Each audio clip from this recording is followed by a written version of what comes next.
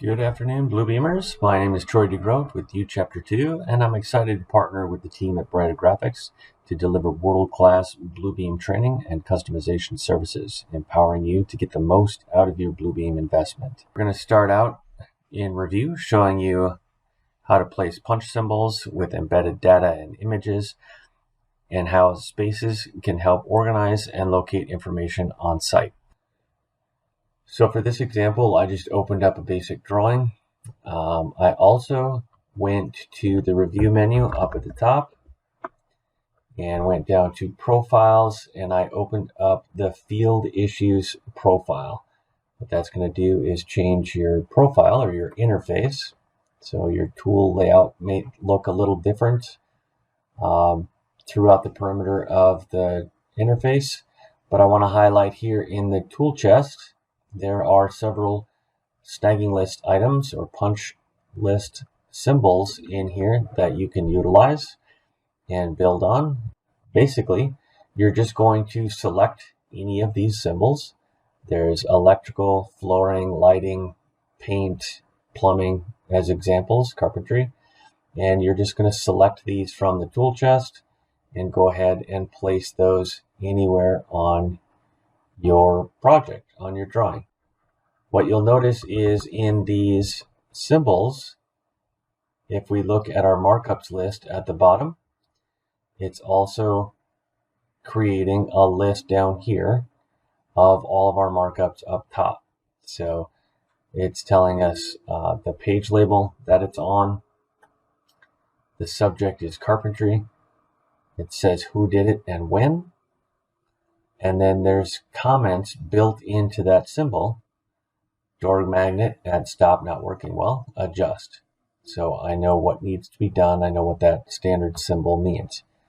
And I can place different symbols throughout my project, different issues in different rooms, and those keep accumulating on my list.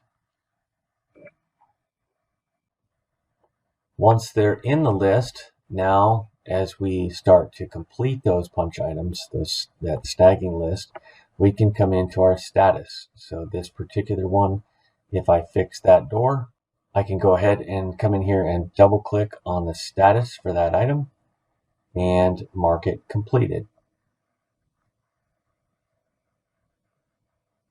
And I've got mine set up so that once I mark that complete, it's actually going to turn it yellow. So it's as if I marked that off with a yellow highlighter, marking it complete. And then if you look at here, it's marked complete by me on this date and this time. Now, if someone needs to come in as a follow-up and they reject it, that status is going to come in here as well, and we can't remove those. So a great way to go through and place symbols of things that need to be done and track the status. So let's jump over to another example that I have a little bit more built out. Here I built out my own tool chest. I created a punch tool set for structure. I picked dark red for those. Mechanical punch, I selected orange. Electrical is yellow and plumbing is blue.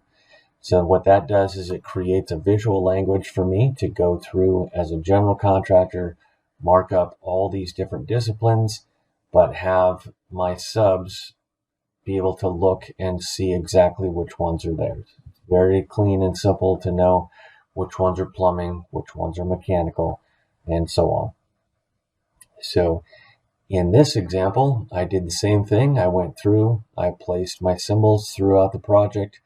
Some of these I attached images. So if you look at this markup here, it has a lens. That means I have an image attached to it. When I click on that, it opens up my flipbook.